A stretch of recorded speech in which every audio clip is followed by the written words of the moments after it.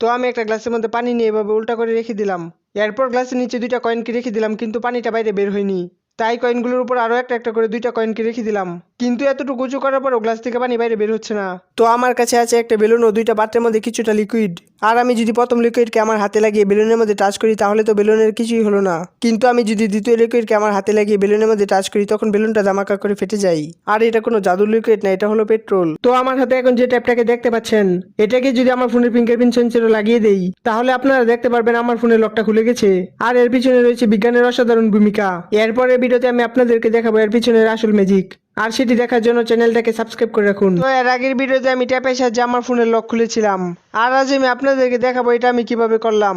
এটা করার জন্য প্রথমে একটা পেন্সিল নিতে হবে, আর আমাদের যে আঙ্গুলের মধ্যে ফোনের লক সেট করা সেই আঙ্গুলের মধ্যে পেন্সিল দিয়ে এভাবে ভালো করে ঘষে নিতে হবে। তারপরে এরকম একটা ট্যাপ নিয়ে আঙ্গুলের মধ্যে লাগিয়ে আবার তুলে নিতে হবে।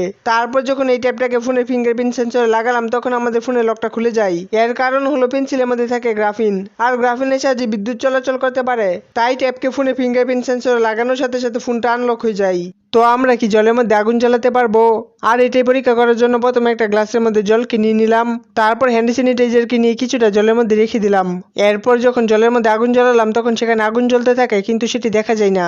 এর উপর যদি একটা কাগজকে রাখি তাহলে কাগজের মধ্যে আগুন জ্বলে উঠবে, আর এর থেকেই বোঝা যায় জলের মধ্যেও আগুন জ্বালানো সম্ভব।